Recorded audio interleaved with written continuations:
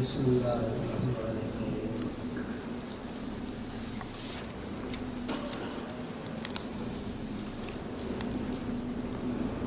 علم کے لیے سب سے پہلے ضرورت ہے خلوص نیت کی،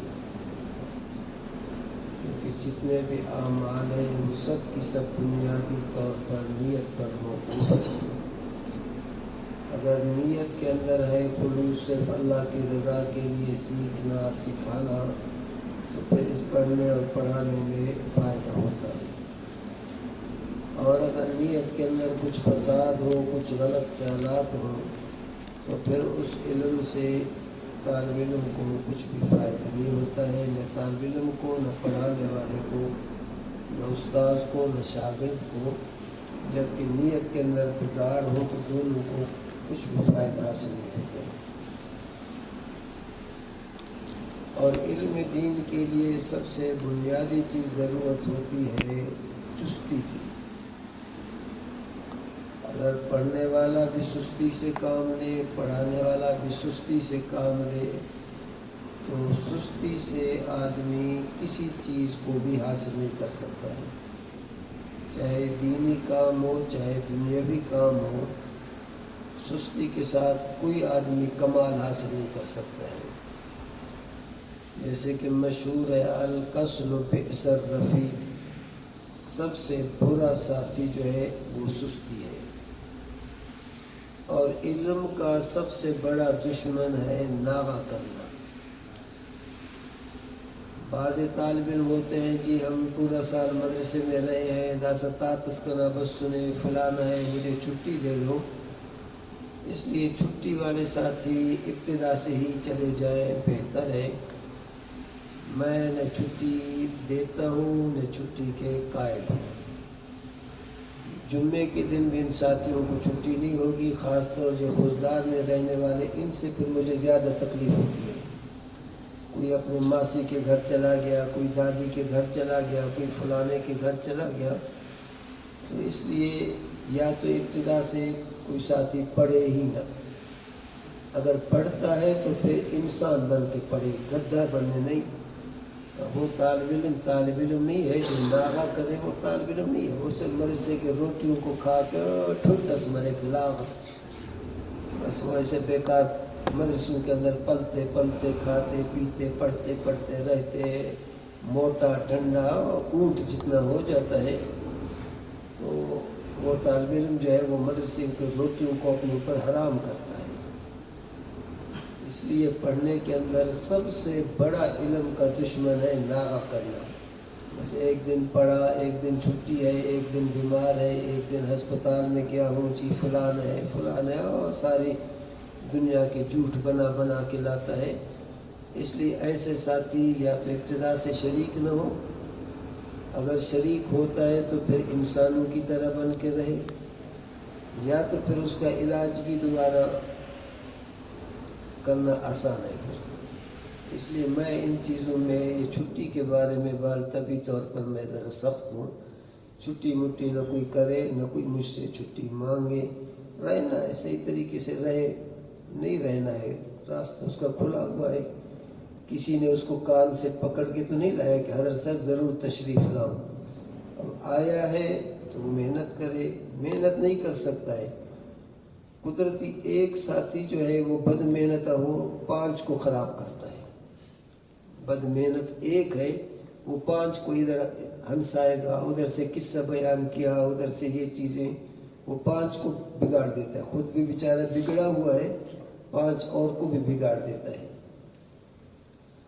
باقی موبائل جتنے ساتھی ہیں وہ اپنا جمع کرتے جائیں، ہفتے کی رات کو موبائل جمع کریں، پھر جمعہ رات کی جو ہے عصر کے بعد ان کو موبائل ملے گا۔ باقی تصویر والا جو بڑا موبائل ہے یہ کسی ساتھی کو رکھنے کی اجازت نہیں ہے۔ تصویر والا موبائل سوائے آدمی کی زندگی کو برباد کرنے کے اور کچھ نہیں ہے۔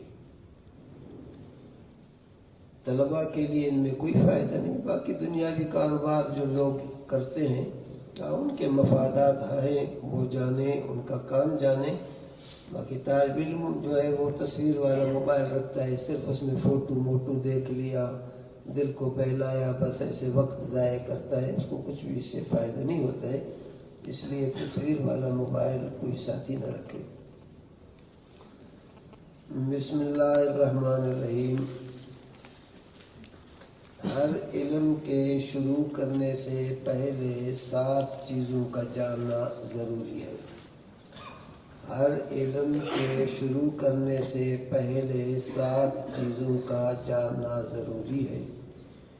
نمبر اول مقام علم، نمبر 2 تعریف علم، نمبر 100 موضوع علم، نمبر 4 غرض علم، نمبر 5 واضح علم، نمبر 6 نام مصنف رحمۃ اللہ علیہ، نمبر 7 وجہ تسمیہ کتاب.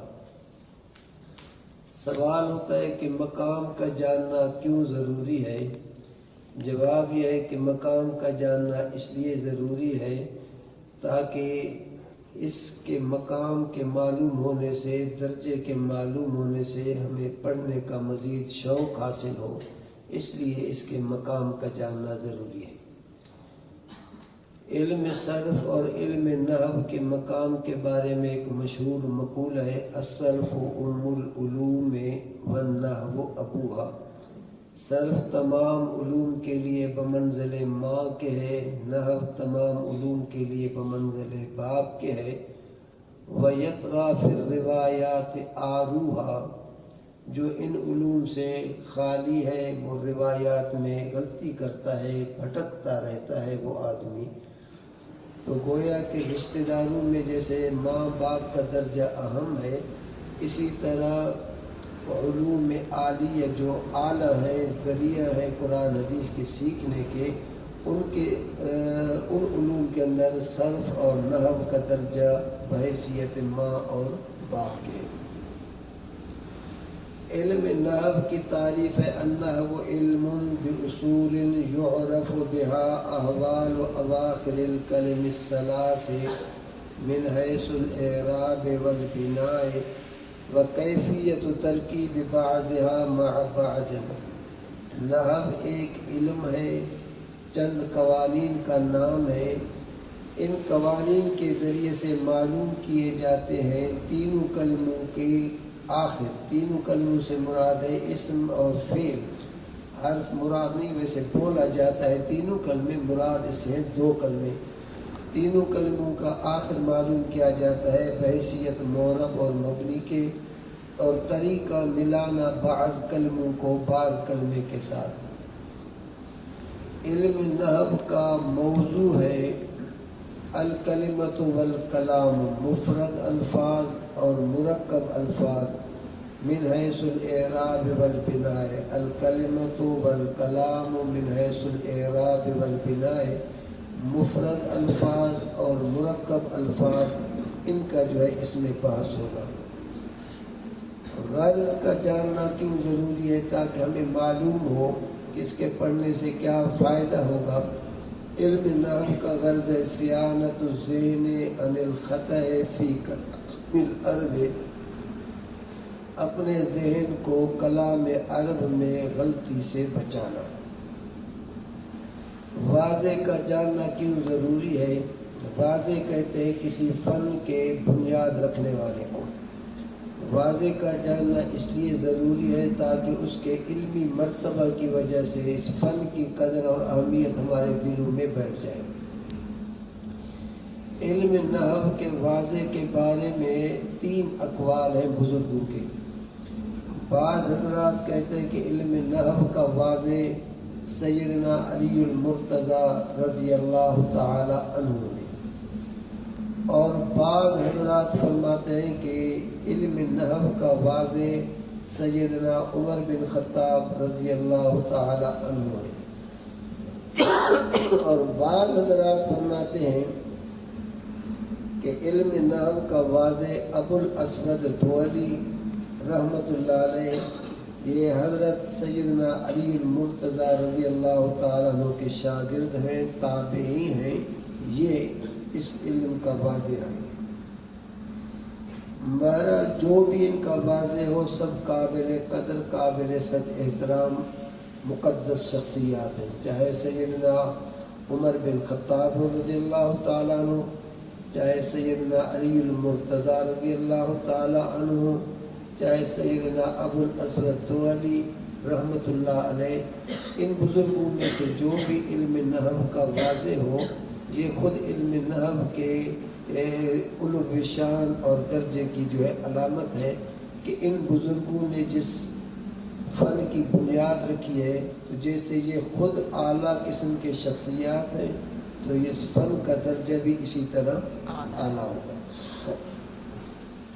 مصنف رحمۃ اللہ علیہ کا جاننا اس لیے ضروری ہے تاکہ اس کے علمی مرتبہ کی وجہ سے اس کی کتاب کی اہمیت ہمارے دلوں میں بیٹھ جائے.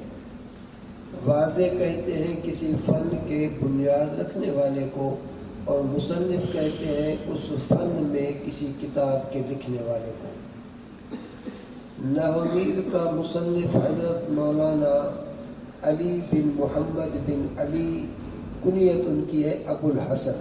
ابو الحسن علی بیٹا محمد کا، محمد بیٹا علی. ان کی پیدائش ہوئی ہے 22 شعبان 740 میں جو ہے دنیا کے اندر یہ تشریف لائے، اور 6 ربیع الاول 816 ہجری کو وہ دنیا سے جو ہے ان کی وفات ہوئی ہے، وہ وفات پا گئے ہیں. وجہ تسمیہ کتاب کہ اس کتاب کا نام نحومیر کیوں رکھا گیا ہے. حضرت علی المرتضیٰ رضی اللہ تعالی عنہ نے، حضرت علی رضی اللہ تعالی عنہ، الکلام کلمۃ اسم و فعل و حرف. پھر اس کی تشریح کی ابو الاسود دولی نے. 2 دن کے بعد اس کی وضاحت کچھ الفاظ لکھ کے، کچھ معطوف کے، کچھ نعت کے، صفت کے جو ہے احوال اس طرح لکھ کر تشریف لائے. حضرت علی المرتضیٰ رضی اللہ تعالیٰ عنہ کے سامنے انہوں نے پیش کیا، تو حضرت علی رضی اللہ تعالیٰ عنہ نے ان کے لکھے ہوئے الفاظ دیکھ کر خوشی میں فرمایا، ما احسن ھذا النحو الذی نحوت، کیسا اچھا یہ نحو ہے جو تو نے لکھا ہے. بس اس لفظ سے اس فن کا نام نحو پڑ گیا. ما احسن ھذا النحو الذی نحوت، کیسا اچھا ہے یہ طرز جو آپ نے لکھا ہے، آپ نے ایجاد کیا ہے. تو اس لفظ سے اس فن کا نام پڑ گیا نحو. اور مصنف رحمۃ اللہ علیہ مشہور تھا میر سید شریف کے لقب سے، سید سند، میر سید شریف، ان القاب سے وہ مشہور تھا. تو اب اس فن کے نام کو اور مصنف کے لقب کو ملایا تو بن گیا نحومیر. اس کتاب کا نام رکھا گیا ہے نحومیر.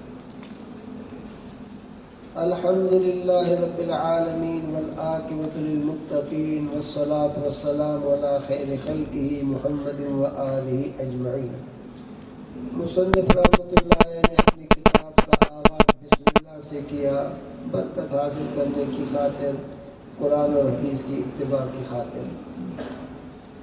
الحمدللہ سب تعریفیں ثابت ہیں، وہ تعریفیں ثابت جو ہیں واسطے اللہ کے. ایسا اللہ جو پالنے والا ہے تمام مخلوق کا. عالمین جو ہے، عالمین یہ لغت کے اعتبار سے اسم اعلیٰ کا صیغہ ہے. اسم اعلیٰ جو ہے اس کے 2 صیغے ہیں، ایک ہے لغت کے اعتبار سے اسم اعلیٰ، اور دوسرا ہے اصطلاح کے اعتبار سے اسم اعلیٰ. یہ عالمین جو ہے اسم اعلیٰ کا صیغہ ہے لغت کے اعتبار سے. عالمین اس کا مفرد ہے عالم. عالم کا معنی ہے اللہ کو پہچاننے کا آلہ، اللہ تعالیٰ کو پہچاننے کا آلہ. اس میں اعلیٰ جو لغت کے صیغے ہیں ان کے لیے کوئی اوزان، کوئی ضابطہ مقرر نہیں ہے. تو اس لیے عالم کا معنی اللہ کو پہچاننے کا عالم. تو عالمین اس کا جمع ہے کہ اللہ تعالیٰ کو پہچاننے کے جو ہے ذریعے آدمی پہاڑ کو دیکھتا ہے، درختوں کو دیکھتا ہے تو اللہ تعالیٰ کو پہچان لیتا ہے کہ ان کا کوئی نہ کوئی کیا ہے، خالق ہے۔ تو یہ لغت کے اعتبار سے اس میں اعلیٰ کے صیغے ہیں، لغت کے اعتبار سے یہ کیا ہے، اس میں اعلیٰ کے صیغے ہیں۔ اب ان کا اطلاق ہوتا ہے تمام مخلوق پر، یعنی اللہ تعالیٰ تمام مخلوق کا پالنے والا ہے۔ باقی اصطلاحی اعتبار سے جس میں صرف میں جیسے کہ اس میں اعلیٰ کبریٰ ہے، صغریٰ ہے، وسطیٰ ہے، ان کے چونکہ صیغے محدود ہیں، یہ اصطلاحی اسم اعلیٰ نہیں ہے بلکہ یہ لغوی اعتبار سے اس میں اعلیٰ کا صیغہ ہے۔ والعاقبۃ للمتقین، بہترین انجام ثابت ہے واسطے متقین کے۔ کبھی کبھی مضاف کو حذف کرتے ہیں، مضاف والا اعراب مضاف الیہ پر پڑھتے ہیں۔ کلام عرب کے اندر کبھی کبھی مضاف کو حذف کرتے ہیں اور وہ مضاف والا اعراب مضاف الیہ پر پڑھتے ہیں۔ مثلا یہ اصل میں تھا خیر العاقبۃ، اب خیر و مضاف ہے، اس کا جو اعراب ہے وہ العاقبۃ مضاف الیہ کو دیا اور مضاف کو حذف کیا، تو اب ہو گیا العاقبۃ والعاقبۃ، اصل میں تھا خیر العاقبۃ، بہترین انجام ثابت ہے واسطے متقین کے۔ ویسے انجام تو سب کے لیے ہے لیکن بہترین انجام متقین کے لیے ہے۔ صلاۃ و سلام نازل ہو اوپر بہترین مخلوق یعنی محمد صلی اللہ علیہ وسلم اور اس کے آل تمامی پر۔ اما بعد، بدان ارشدک اللہ تعالی، بدان کے اندر یہ با جو ہے زائد ہے، دان امر کا صیغہ ہے بمعنی اعلم، تو جان، تو خبردار ہو جا، تو بیدار ہو جا۔ سب سے پہلے کتاب والے نے، مصنف رحمۃ اللہ علیہ نے طالب علم کے لیے دعا کی ہے۔ ارشدک اللہ تعالی ماضی کا صیغہ ہے، ماضی کا صیغہ جب دعا کے موقع پر بولا جائے تو اس سے مراد مستقبل ہوتا ہے کہ اللہ تعالیٰ تجھے انشاءاللہ نیک بخت بنائے کہ تو پڑھ، موبائل سے دور رہے، ٹھگوں سے دور رہے، محنت کر کے پڑھ، یہ سستی مستی یا ٹھگی مگیاں یہ سارے چھوڑ دے۔ ارشدک اللہ تعالیٰ، اللہ تعالیٰ تجھے انشاءاللہ نیک بخت بنائے، اللہ تعالیٰ تجھے سعادت مند بنائے۔ اس مقدمے کے اندر مصنف رحمۃ اللہ علیہ نے 9 چیزوں کا ذکر کیا ہے۔ 3 چیزوں سے مصنف رحمۃ اللہ علیہ نے اپنے کتاب کی تعریف کی کہ میرے کتاب کے اندر جو ہے یہ خوبی ہے، یہ خوبی ہے، یہ خوبی ہے۔ پھر اس کے بعد 3 شرطوں کا ذکر کیا کہ میری کتاب وہ طالب علم پڑھے جس کے اندر یہ شرط ہو، یہ شرط ہو، یہ شرط ہو۔ اس کے بعد 3 فائدوں کا ذکر کیا کہ ایسے طالب علم کو پھر 3 فائدے حاصل ہوں گے۔ اس مقدمے کے اندر مصنف رحمۃ اللہ علیہ نے 9 چیزوں کا ذکر کیا ہے۔ 3 چیزوں کا تعلق کتاب سے ہے کہ میری کتاب جو ہے ایسی ہے تو ایسی ہے، اور پھر اس کے بعد جو ہے 3 شرطوں کا ذکر کیا ہے کہ جس طالب علم کے اندر یہ شرائط ہو تو وہ میری کتاب کو پڑھے۔ اس کے بعد 3 فائدوں کا ذکر ہے کہ جو طالب علم اس کتاب کو پڑھے گا تو اس کو یہ فائدے حاصل ہوں گے۔ پہلی جو ہے 3 چیزوں سے اپنی کتاب کی تعریف کر رہا ہے۔ این مختصر است، کہتے ہیں یہ بالکل مختصر کتاب ہے، چھوٹی سی کتاب ہے، کوئی لمبی چوڑی کتاب نہیں ہے۔ اور دوسری بات مضبوط، مضبوط کا معنی کرو مکتوب، لکھا گیا ہے، تحریر میں ہے، علم نحو، نحو کے فن میں ہے، نحو کے موضوع پہ، نحو کے فن میں یہ کیا ہے، تحریر میں لکھا گیا ہے۔ تو یہ مختصر بھی ہے، مضبوط بھی ہے اور علم نحو میں بھی ہے۔ یہ 3 چیزوں سے اس نے اپنے کتاب کی تعریف کی۔ اب آگے طالب علم کے لیے 3 شرائط کا ذکر کرتا ہے، کہتا ہے مبتدیرہ بعد حفظ مفردات لغت، مبتدی کا معنی ابتدائی طالب علم کو بعد یاد کرنے جدا جدا الفاظ کے، یعنی میری کتاب کو وہ طالب علم پڑھے جس کو کلام عرب کے الگ الگ الفاظوں کا معنی آتا ہو، کہ سقف کا کیا معنی ہے، جدار کا کیا معنی ہے، بیت کا کیا معنی ہے، عرض کا کیا معنی ہے، سما کا کیا معنی ہے، یمین کا کیا معنی ہے۔ یہ جو مفرد الفاظ ہیں کلام عرب میں، ایک تو طالب علم کو ان کا معنی آتا ہو۔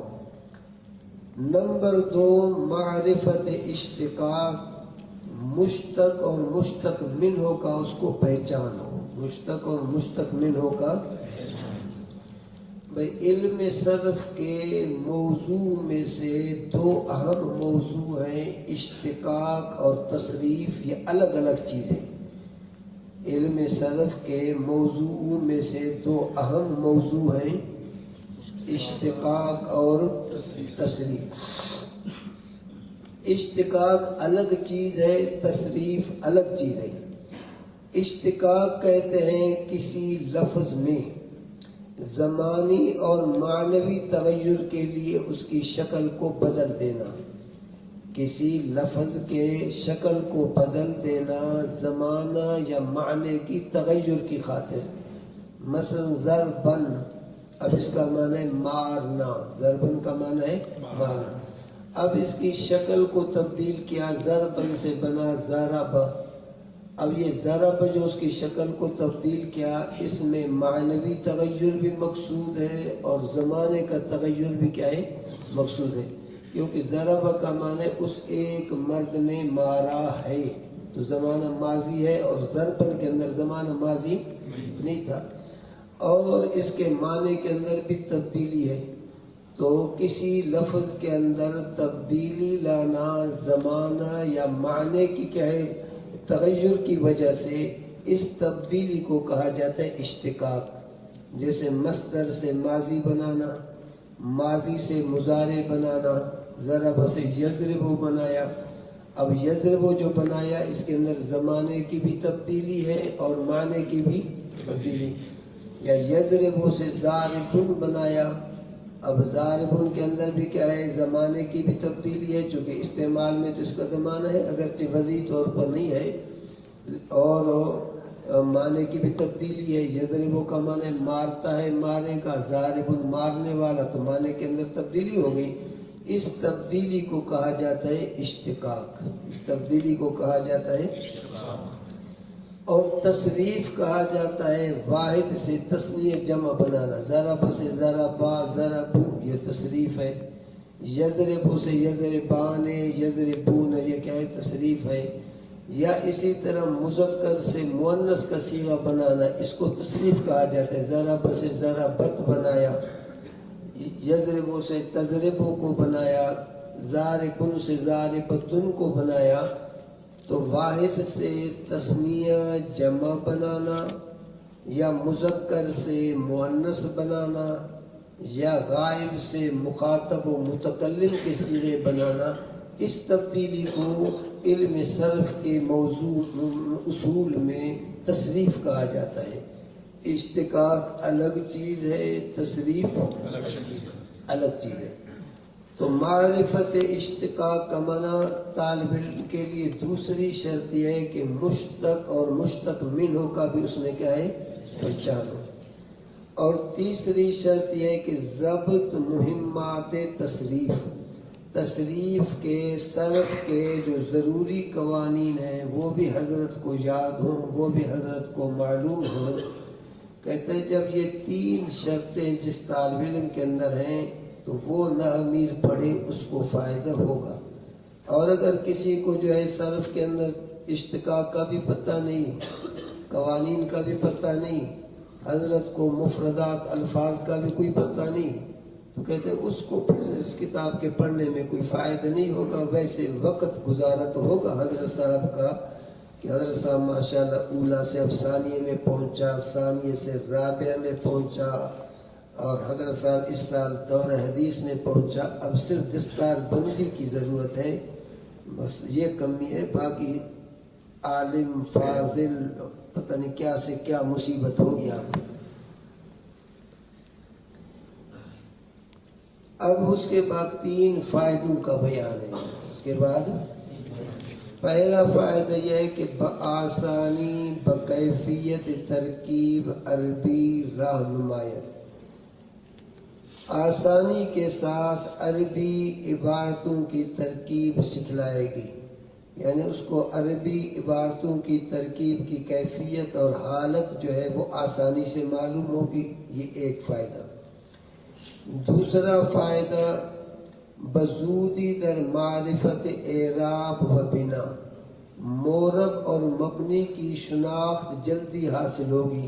یعنی اس طالب علم کو یہ فائدہ حاصل ہوگا کہ یہ مورب ہے، یہ مبنی ہے.